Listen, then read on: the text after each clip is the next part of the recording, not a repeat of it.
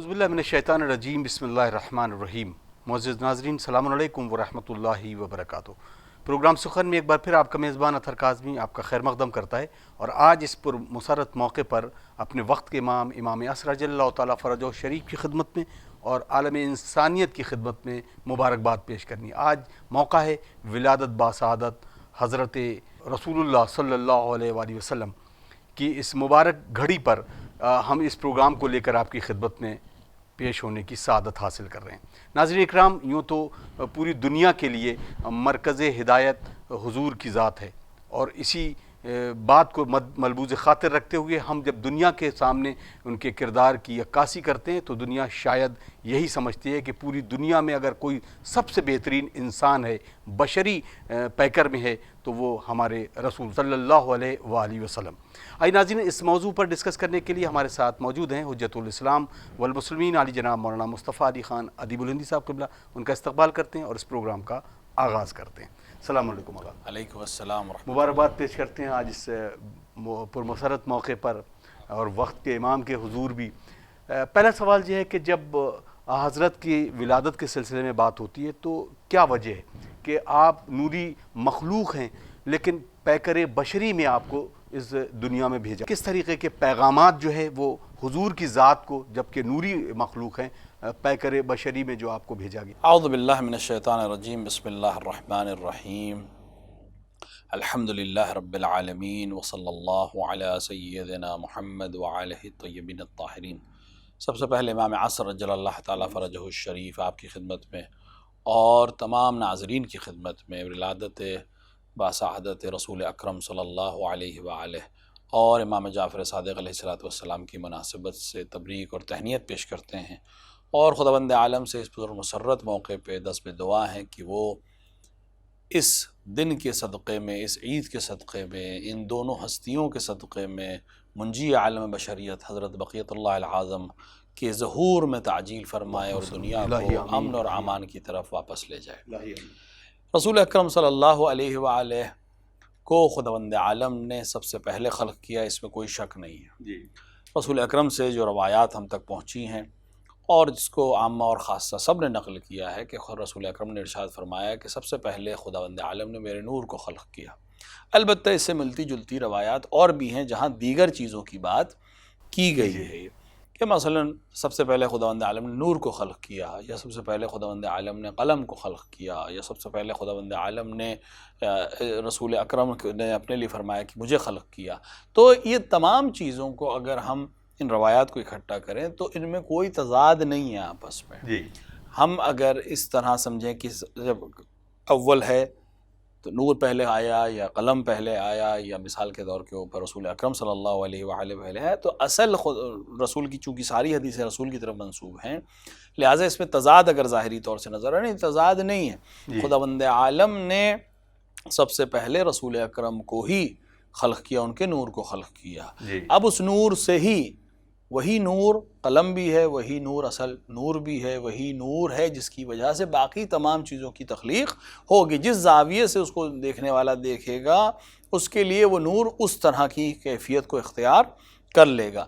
تو اب یہ جو تمام مخلوقات میں سب سے اعلیٰ مخلوق ہے اور سب سے پہلی مخلوق ہے، خداوند عالم اس کو اس دنیا میں بھیج رہا ہے، وہ بھی پیکر بشری میں۔ انسانیت کے لیے جو ایک طرح امتیاز ہے وہ یہی ہے کہ خدا رسول اکرم صلی اللہ علیہ وآلہ پیکر بشری میں اس دنیا میں تشریف لائے اور مبعوث ہوئے، جبکہ وہ ایک نوری مخلوق تھے اور انسانوں کی شکل میں اور بالکل انسانوں کے جیسے جسم میں وہ آئے۔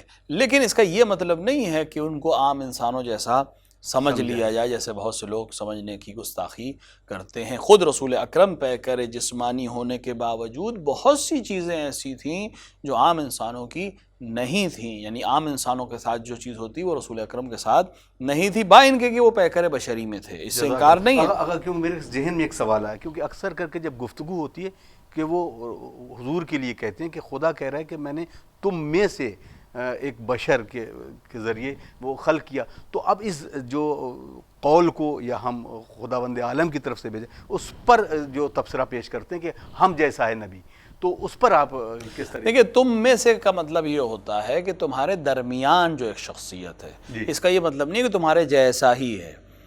کبھی کبھی ایک انسان کہتا ہے، مثال کے تو عربی کا قاعدہ ہے، یہ بہت آسان سا قاعدہ ہے، عربی جو لوگ تھوڑی سی عربی گرامر کو پڑھے ہیں وہ جانتے ہیں اس چیز کو، کہ کبھی کبھی استثناء کرتے وقت، یعنی ایک حکم ہم لاتے ہیں اور اس کے بعد اس کو استثناء کرتے ہیں، ایک چیز کو اس سے باہر کرتے ہیں، تو کبھی وہ خود ہم نوع افراد بھی ہوتے ہیں، کبھی کبھی ہم نوع نہیں ہوتے لیکن اس کو استثناء کرتے ہیں۔ مثال کے طور پر قرآن میں مثال موجود ہے کہ خداوند عالم نے جب جناب آدم کے پیکر کو ڈھال لیا اور اس کے بعد حکم دیا فرشتوں کو کہ جب میں اس میں روح پھونک دوں تم سب سجدے میں چلے جانا، فسجد کل الا ابلیس، تو یہاں جب خداوند عالم ملائکہ کی بات کر رہا تھا، پھر اس نے ابلیس سب کو معلوم ہے کہ ابلیس ملک میں سے نہیں تھا، ابلیس جنہ میں سے تھا، جن میں تھا، بات ہو رہی ہے کہ ملائک نے سجدہ نہیں کیا مگر ابلیس نے، تو یہاں مگر ابلیس کہہ کر کیا وہ فرشتوں میں اس کو ثابت آپ کریں گے وہ فرشتوں میں تھا؟ نہیں، یہ قاعدہ ہے کہ ہم ابلیس کو الگ سے ذکر کر رہے ہیں۔ اسی طرح جب ہم کسی چیز کو کسی میں شامل کرتے ہیں، مثال کے طور پر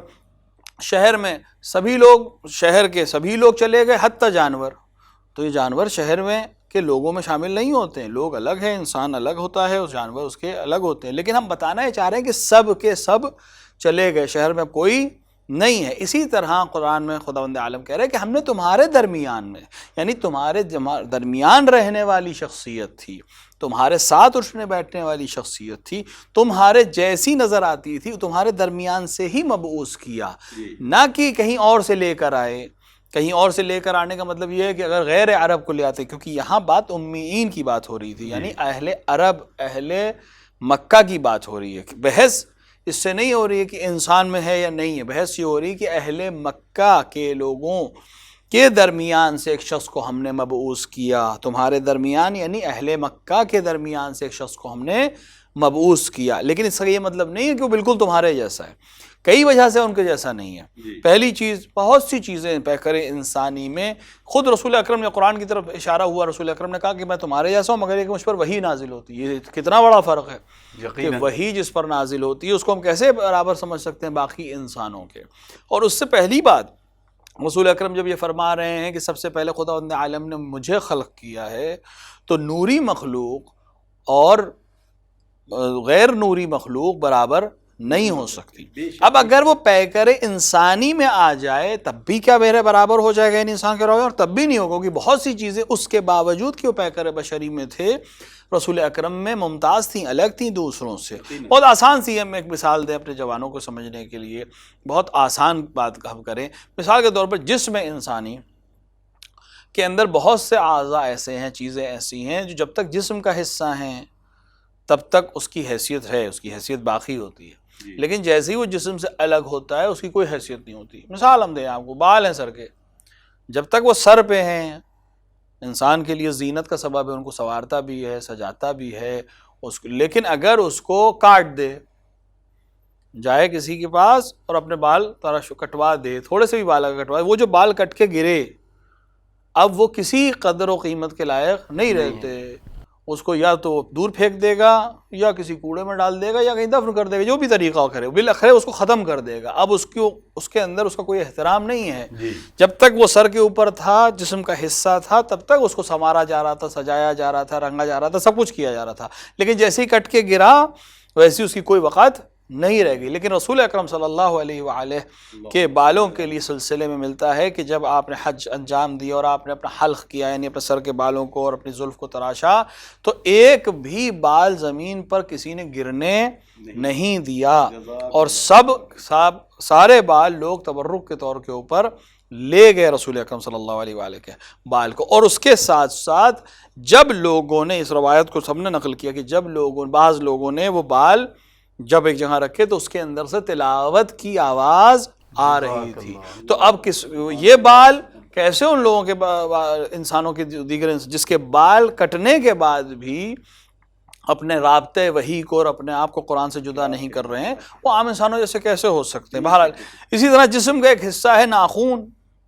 جب تک آپ کے جسم میں ہے، انسان کو اگر اس کو چوٹ لگ جائے تو اس کو اذیت ہوتی ہے، لیکن جب تھوڑے سے بڑے ہو جائے اور انسان تراش دے، اس کو کاٹ دے، ناخن کو تراش دے، تو پھر ہر انسان اس کو دور پھینکنا چاہتا ہے۔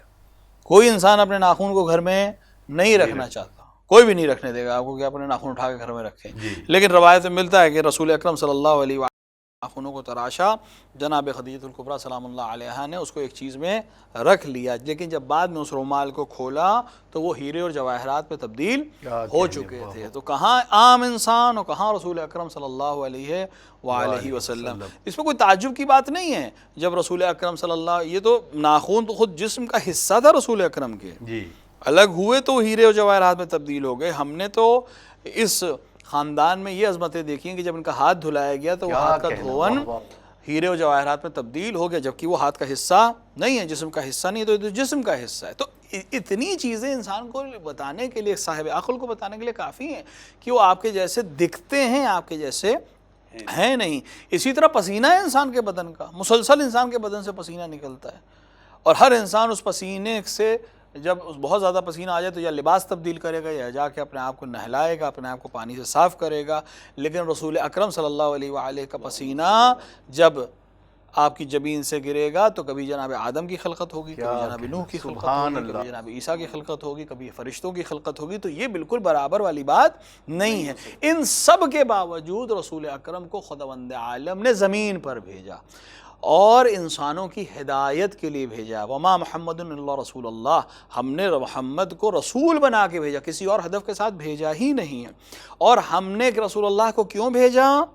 تاکہ وہ اخلاق کو دنیا میں قائم کر سکیں اور تمہیں ان چیزوں کے بارے میں علم دے سکیں جو بشر کی ہدایت کے لیے ضروری ہے. یعنی خداوند عالم نے انسانیت کے اوپر ایک بہت بڑا احسان یہ کیا کہ جناب آدم سے لے کر جناب عیسیٰ علی نبینا علیہ السلام جتنے انبیاء بھیجے تھے، ان سب کے مشن کو کمال تک پہنچانے کے لیے آخر میں اس کو بھیجا جس کی وجہ سے سارا جہان اس نے اور نظام اس نے بنایا تھا، تاکہ انسان کمال تک پہنچ سکے. ابھی تک جو سارے کام ہو رہے تھے یہ اس ذہنوں کو آمادہ کرنے کے لیے ہو رہے تھے.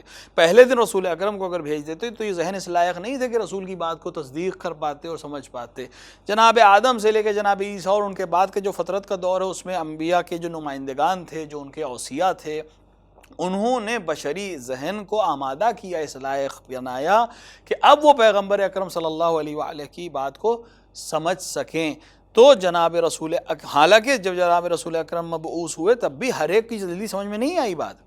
خود ان کے شہر کے لوگوں نے ان کی مخالفت کی، کیونکہ ظاہر ہے کہ جب کوئی انسان آ کر چینج کرنے کی کوشش کرتا ہے تو بہت مخالفت ہوتی ہے. کسی کے اپنے مسائل ہوتے ہیں، کسی کے اپنے مسائل ہوتے ہیں، لیکن اتنے لوگ بہرحال گنتی کے لوگ صحیح، لیکن بہرحال کچھ ذہن بہرحال اتنے آمادہ ہو چکے تھے کہ وہ پیغام رسول کے ذریعے سے دیا جائے. تو ہدف اس نوری پیکر کو دنیا میں بھیجنے کا ہدایت ہے انسانوں کی اس کمال کی طرف پہنچنے کی جس کے لیے خداوند عالم نے اس کو دنیا میں خلق کیا. یعنی انسان کو خلق کیا کمال تک پہنچنے کے لیے، بندگی تک پہنچنے کے لیے. اس لیے بندگی کے سب سے بڑے نمائندے کو، سب سے بڑے پیکر کو بشر کی شکل میں انسان ان مکے والوں کے درمیان اور پوری دنیا کی ہدایت کے لیے آپ کو بھیجا گیا. جزاک اللہ جزاک اللہ. اگر ہم ایک اور بات کو کریں، حدیث قدسی میں جہاں خداوند عالم ارشاد فرمایا کہ میں چھپا ہوا خزانہ تھا، میں نے چاہا کہ میں جانا جاؤں، تب رسول اللہ صلی اللہ علیہ وسلم کو خلق کیا. یعنی ان پنجتن پاک کی خلقت کی وجہ تخلیق جو تھی وہ اللہ نے اپنی ذات کو پہچانوانے کے لیے کیا. ایک اس چیز کو لے کر دوسرا سوال اسی سے جڑا ہوا یہ ہے کہ ہم رحمت للعالمین کہتے ہیں آپ کی ذات کو کس طریقے سے؟ کیونکہ جب ہم جنگوں کی طرف دیکھتے ہیں، اور ہم پر یہ اعتراض بھی ہے کہ اسلام پھیلا جنگوں کے بنا پر، اور رسول کی ذات کو کہا کہ رحمت للعالمین ہے، تو ان دونوں چیزوں کو کیسے ملا کر دیکھا جائے؟ دیکھیں، جہاں تک رسول اکرم اور ائمہ علیہ السلام پنجتن کی بات ہو، ان کی خلقت خود خداوند عالم نے فرما دیا کہ میں چاہتا تھا کہ میں پہچانا جاؤں، اس لیے ان کو خلق. پہچاننے کا مقصد یہ ہوتا ہے جب کوئی کسی کو پہچانتا ہے اور ذات خدا کی جب بات ہو تو اس کا تقاضا بندگی ہوتی ہے. جی، اس کے لیے ایک ایسے کو خلق ہونا ضروری تھا جو بندگی کے تمام تقاضوں کو پورا کر سکے. لہٰذا اہل بیت علیہ السلام کی خلقت سب سے پہلی خلقت ہوئی کہ ان کے ذریعے سے باقی بندوں تک وہ پیغام بندگی کا پہنچ سکے گا. تو یہ تو مقصد ہے خلقت کا. لیکن جہاں تک آپ کے سوال کی بات ہے کہ رسول اکرم کو رحمت للعالمین کہا گیا، اور اس کے بعد ہم رسول کی زندگی میں جنگ اور کیفیتوں کو بھی دیکھتے ہیں. دیکھیں، رحمت للعالمین کا مطلب یہ ہے کہ آپ رحمت بن کے آئے ہیں عالمین کے لیے. عالم سے مراد کیا ہے عالمین، یہ بہت الگ بحث ہے، اس پہ ہم ابھی نہیں جاتے ہیں. بہرحال ہم اس کو دنیا و ما سوائے دنیا جو کچھ ہے اس سب کے لیے آپ رحمت بن کر آئیں، کیونکہ آپ رب العالمین کے نمائندے ہیں جو پوری دنیا کا پالنے والا ہے. رحمت کے معنی کیا ہوتے ہیں؟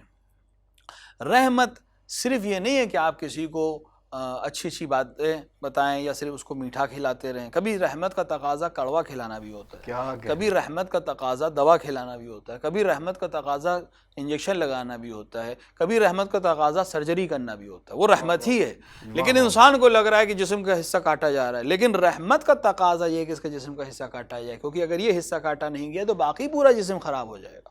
تو رحمت کا صرف یہ مطلب نہیں ہوتا کہ اب چونکہ میرا دل بہت رحم دل ہے لہٰذا میں سرجری نہیں کروں گا جب کس کو ضرورت سرجری کی ہے. میں بہت رحم دل ہے لہٰذا کڑوی دوا نہیں پلاؤں گا اپنے بچوں کو. یہ رحمت نہیں ہے، یہ تو عذاب ہو جائے گا.